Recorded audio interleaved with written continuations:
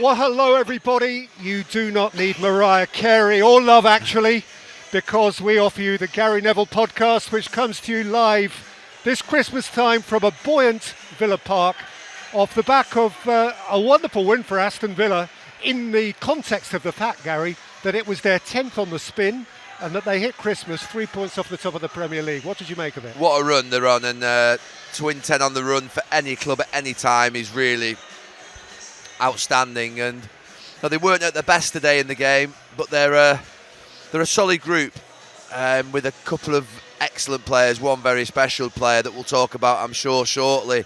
Yeah, today they weren't at it. I thought that Manchester United disturbed them in the first half, playing slightly differently with the system. I expected Villa to control midfield because they usually have Camara in there, they had Onana, then you always have Rodgers dipping in there, McGinn dipping in there, Tielemans. So I was thinking they were going to have five in really narrow, like Unai Emery sometimes goes with, and that they would really outnumber Ugarte and Bruno Fernandes. But the way in which Ruben Amorim set up, packed the midfield, and like I say, that just nullified Villa. It took them quite a bit to work the game. I never actually thought that they played well at any point in the match compared to how they ordinarily would play. But when you've got a special player who's in form, who can score goals of the quality that he did, then you've always got a chance. I just heard a little bit of Roy Keane and Paul Merson talking in the studio about how sometimes when basically you don't play well as a team and you don't function, which can happen, another team does well against you, that you just need your special players and your great players to stand up, and that's what's happened today. But what a run for Villa. They find themselves third in the league. At the start of the season, they were in disarray. You felt, well, is this the drop-off? Is this the end of Unai Emery? There were moments where you're thinking, where's this going? Question marks over Morgan Rodgers. Why are you playing so well for England and not playing for us? And all of a sudden, it's just turned around. It's turned around sensationally for them, and they go into Christmas Day in a fantastic position, only a point off Manchester City, 3 off Arsenal, and looking very, very promising. 7 points ahead of Chelsea in fourth, and that's a big gap. No, it's a long way to go, but Villa looking like they're in a great position to achieve Champions League football. Well, let's talk about Morgan Rodgers then, because this is the sort of conversation people love to have in the pub over Christmas. The top English players in the Premier League, and I wrote myself down a little list. Everybody knows them all. Rodgers, Foden, Eze, Palmer, Dewsbury Hall, Jared Bowen perhaps. Declan Rice plays a different, maybe bigger position. But where in the great scheme of all that are you putting Morgan Rodgers? Yeah, and look, you said there Premier League, but it's worth mentioning Bellingham and Bellingham Kane. As well, of course. Obviously, Bellingham fits into that sort of position. It's a real conundrum for Thomas Tuchel as the sort of months get nearer to the World Cup. Look, Rodgers is he's good in a lot of areas. One, I think he can play wide, he can play central, he can receive the ball on the back foot, he's got good awareness, he can go past someone with the ball. Very few players can beat players in central areas of the pitch and receive it on the back foot. So for me, he's a very special player, but so is Foden, so is Bellingham, so is Palmer, all of them, Eze. They're all sensational, they really are. They're at the very, very top of the game. There would be a time whereby you would struggle as an England team squad to produce one of those players, maximum two. We've got 4 or 5 there that I think would get into a lot of first teams globally from a point of view of international teams. They really are sensational players, and they're admired by international teams. They're admired by international players because of their technical ability, their tactical understanding. And what we've seen here today from Rodgers is, I mean, I actually didn't say it, but you're thinking at one point in the first half, 40 minutes in, we haven't seen him at all. He's just sort of stood out there on that left wing, been invisible because, to be fair, United were dominating the ball. Villa didn't get the ball through midfield as they thought they would do and sort of feed him, and there was nothing happening. But that's, I think, where you really think about the good players and the top players, because they can get it and they can basically change a game in an instance. And I think we've used the tag game changer, difference maker. That's what he's been today out here. And I've got a lot of time for those players. I played with a lot of those players during my football career, and you're so grateful for them. You know, if you're Matty Cash, who's a right back today, and you've made that mistake just before half time, you're going in at the end of that game and you're giving him one hell of a massive hug, trust me, and saying thank you, and you're really holding on to him because you know full well, you know, he saved you a miserable night. He saved you a miserable, and that happened to me quite a bit, where you make a mistake or you've conceded a couple of goals as a defensive unit, but your top players that you absolutely know can sort of pull something out of the hat do so. And Morgan Rogers has done that today, I think, in the first half and in the second half. Two very special moments. The second goal was good because he basically was on the move. He's imagined that something's going to drop to him. So that ball gets played in by Tielemans. Watkins makes a good run across the near post and he just disrupts Aidan Heaven. And then it's about who's alive, who's alert. And I've got a bit of sympathy for Yoro on that one, the second one, because I think that's one whereby he was alert, but Rodgers just gets there just a touch earlier than him. And it's a difficult one. I think that Dalot should have done better to stop the initial cross with Tielemans. So I've got a bit of sympathy with Yoro, but Rodgers is on the move. He's hunting in positions and in spaces where he thinks something might happen, something could come alive for him. And then the finish, you just know we're right behind that one. It's absolutely perfect. The first goal, I've got less sympathy for Lenny Yoro because I actually thought it as the ball went over his head. And it was a sort of difficult one for him to control. And it runs towards the touchline. And I'm thinking, as Rodgers has turned his back and he's running towards the touchline, Yoro, get after him like that. Get after. I'm like, sprint. Like harass him, hurry him. And the one thing, if you're Morgan Rogers, Peter, and I'm Lenny Yoro, you have to stand on the point of his right foot where you know he can't go in there across you. So you can't just say, show him down the line and let him go across you and go in there. So you have to show him so you're there, knowing he can't go back on his right foot because that's what he wants to do, but also where you're not showing him enough whereby he basically goes in that space there. So you're always threatening his right foot, thinking, go that way, and you're guiding him down the line, and Lenny Yoro didn't do that. He didn't do that. It was a big mistake that in the game, I think, for him. And look, he's a young defender. He'll pick it up.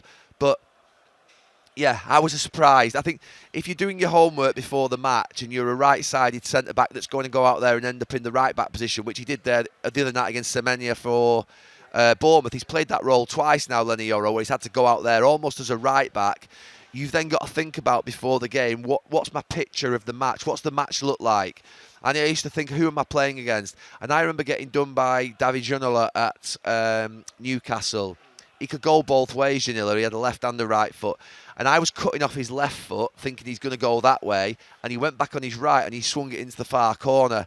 And you think, I've got done. And so it happens. It happens to everybody. But I just thought Yoro could have made it a lot harder for Morgan Rogers. And he's predictably going to go on his right foot. He's not two-footed in the sense that he's going to go on his left and sort of swing one in too much. So, yeah, I thought it was a brilliant game for Rodgers. In a performance that wasn't them anywhere near their best, but they put themselves into a great position in the league, and 10 wins on the trot is fantastic for Unai Emery. And look, the manager is top class. The difference we're talking about, and the reason that Villa are up there, the reason that Arteta's up there is he's built a squad over 5 years, and then you've got the two best managers in the league in Pep Guardiola and Unai Emery, and managers make a massive difference, and Unai Emery is a difference maker. We'll talk about the difference maker of Morgan Rogers, but their manager is a different level. From Manchester United's point of view, a lot of the game, you were actually with them and enjoying what they were doing, and the numbers certainly stacked up in their favour before the goals began to be scored. And they were playing today without the guys who've just gone to Africa, 3 significant first-team players, and Casemiro suspended. He'll be back for Boxing Day. And then without Bruno Fernandes for the whole of the second half, which makes them look thin, doesn't it? This is a concern for the next 3 weeks, month or so. Yeah, Manchester United have just picked up 1 point in out of 6 in 2 games, but I'm actually quite energised by what I've seen. And I think that goes to show I do feel performance really matters in football, and I think the way in which you play really matters. And I said I could come off that game against Bournemouth on Monday where there was some really bad goals conceded, but I can live with watching that all day long, where there's a real sort of purpose going forward, and there's a real threat, and there's a real sort of, if you like, entertainment and style to the game.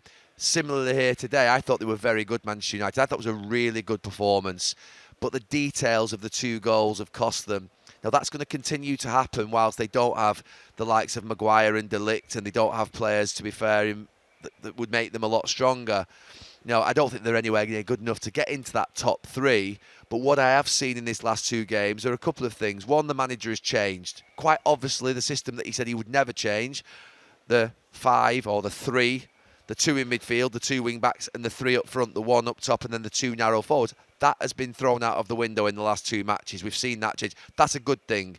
He's still playing principally with some of the same sort of what would be patterns that Manchester United have played with under him, but very differently today. He had Bruno Fernandes and Mason Mount in front of Agate, and he pushed Dallo on further on that side, and he had Cunha and Sesko. The other night was very different again, with Ahmad playing higher up and Yoro out as a right back, and it looked like a 4-4-2 at the end. So I'm happy that the manager is adapting to what's happening out there because of what's happening with AFCON, but also I think there's just an element of, I don't think he could carry on as we saw against West Ham and Everton at home. More of that West Ham and Everton is going to find the manager in a lot of trouble. More of what we've seen between Bournemouth and Villa is going to find the manager in a job, and to be fair, allowed to build something, because you can build off what you've seen here today. I thought the first half, they were by far the better team. I thought they really were good. And actually, surprisingly, I thought they were actually, with Martinez in midfield in the second half, I actually thought they were the equal of Villa as a minimum. And Cunha should score. Cunha should score with that. That should be 2-2, that game. That should not be a game that Manchester United lose. Sesko has a great chance in the first half, which, again, I think he should score. So I think that if you're here today, as if you're Amorim sort of at the end of the game doing his interview, we've not seen it yet, I think he'll be really disappointed. But I think privately he'll think, right, okay, I can build off what I've seen in the last week. I think they can.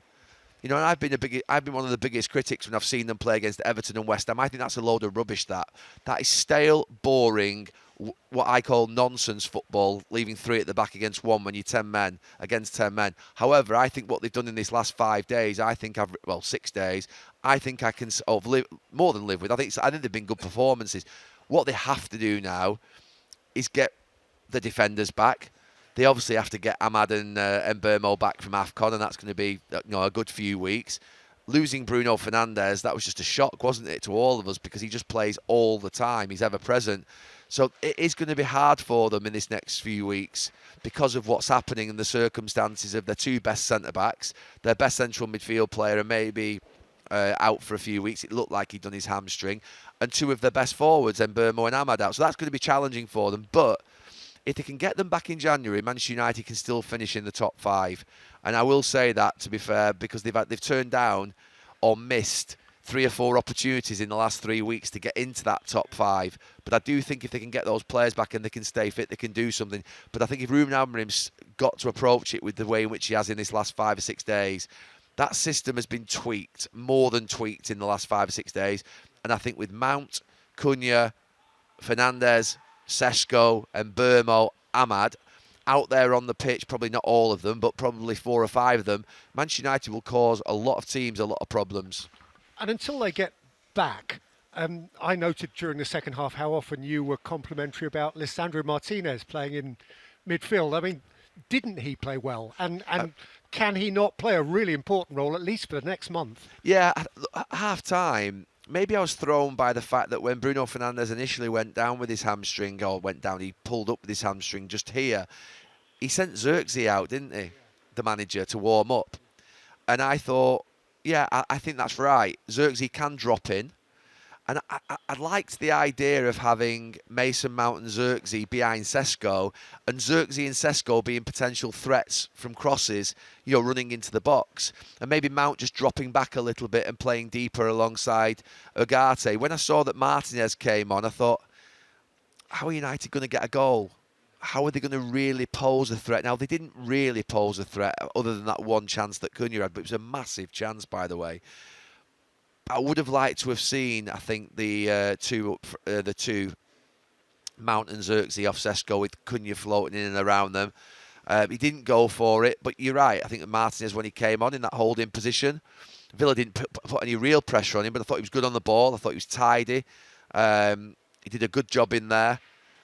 Maybe that's something that's going to have to happen. Maybe Casemiro will be back as well, so I don't think we'll see him probably in there too much, but it's potentially something that Amorim could do in an emergency if it happens over the Christmas period. But yeah, it's been a frustrating last few weeks for United. I think that the big chance against Everton, missed it. Big chance against West Ham to go 5th, missed it.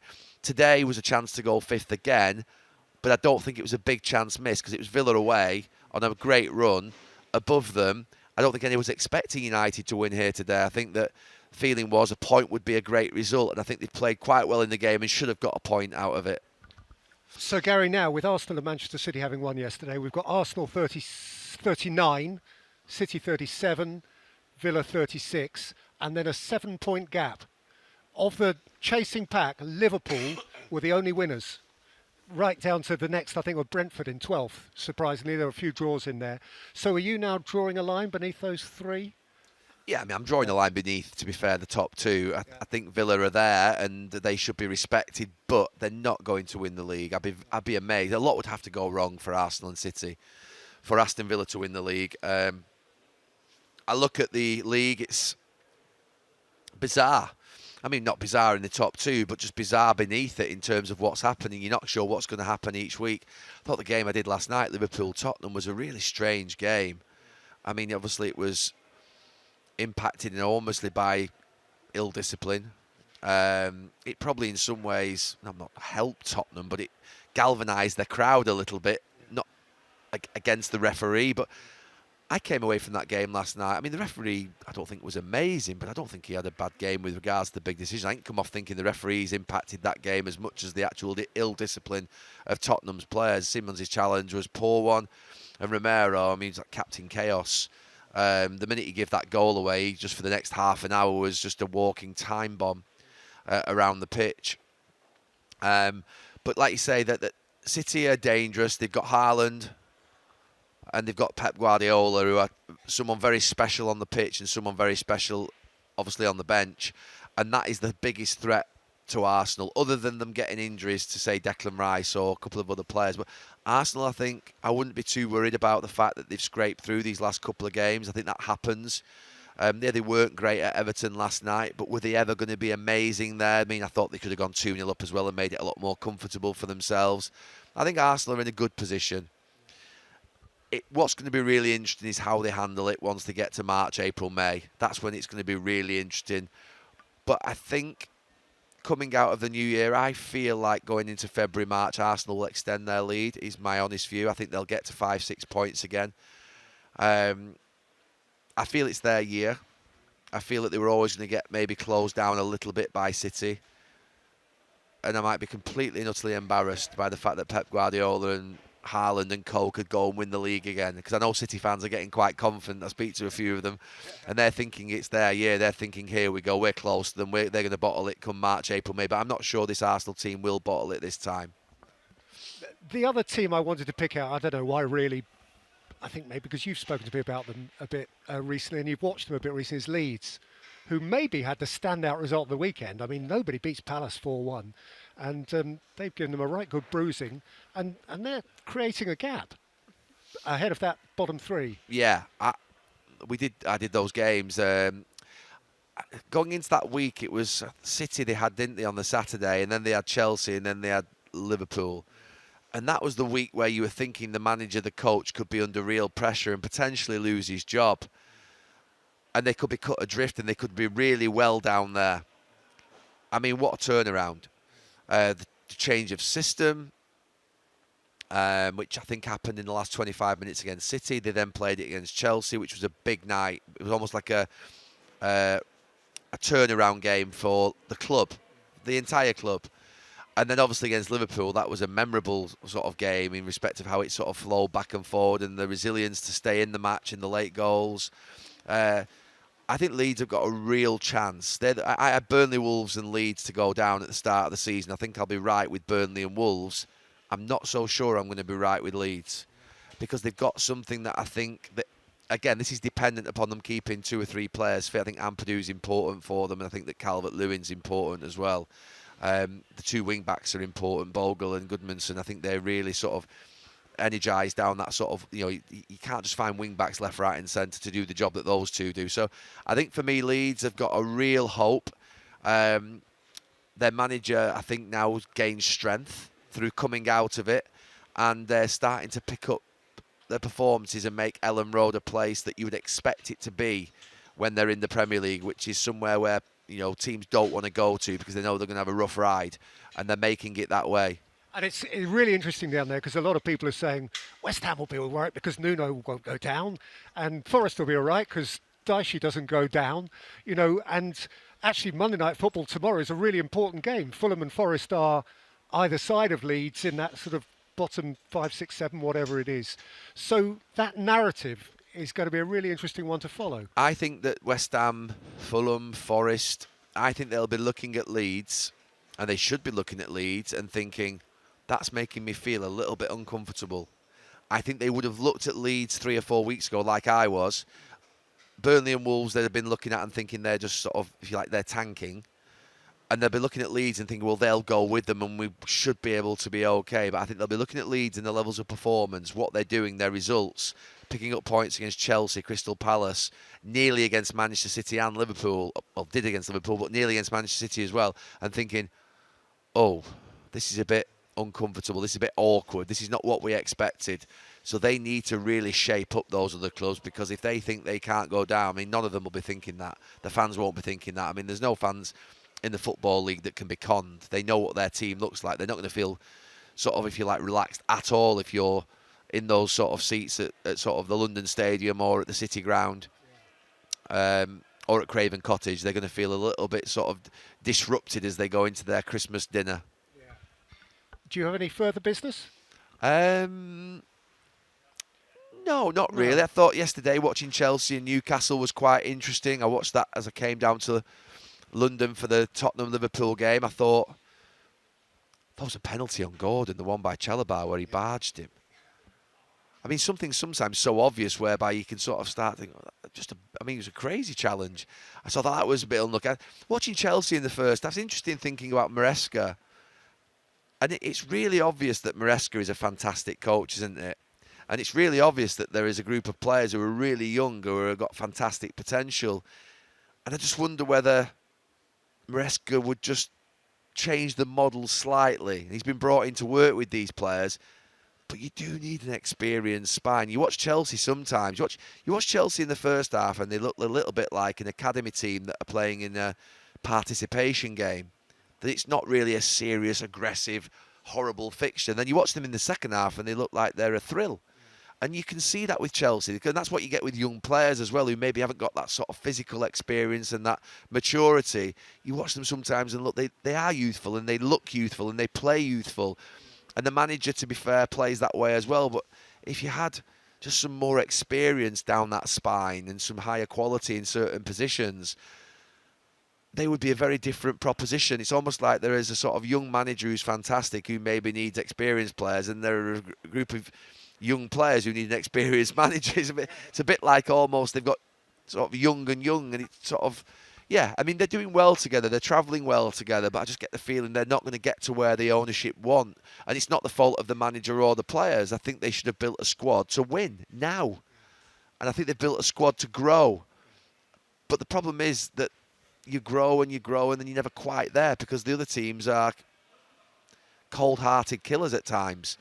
You know, the likes of Pep Guardiola and sort of Arsenal look like they're getting towards that sort of way of becoming really horrible and resilient and tough to break down, and they've got beasts in there. And Chelsea needs some beasts.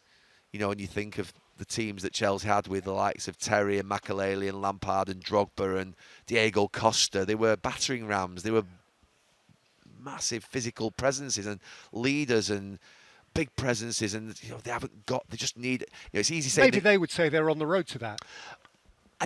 They're on the road to that, but I don't see the players in the centre forward position or the centre back position or the goalkeeper position being those characters. I think they're going to have to intervene and help them and give them sort of what would be a spine of sort of real fierce physical characters that gives those young players the ability just to feel like they're safe.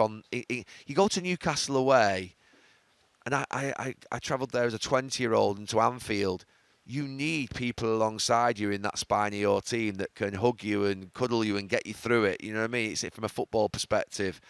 You know, I had Bruce and Pallister, I had Keane and Ince, I had Hughes and Cantona when I first came in. You imagine how safe you feel as a young player.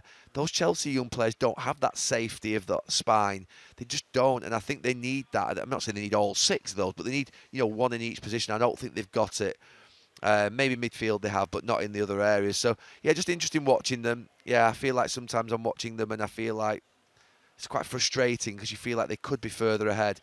And Newcastle, I mean, they played so well in the first half. such a difference to what they were last weekend against Sunderland. But it wasn't to be. They fell away in the second half. They overrun them in the first half and then fell away in the second. Gary, you've been fighting that cold. I have for 2 weeks. It's time you went and wrapped up at home and had a lovely warm Christmas with your family. Yes, thank you. Good on you. Little cough there on the cue. Thank you. Happy Christmas.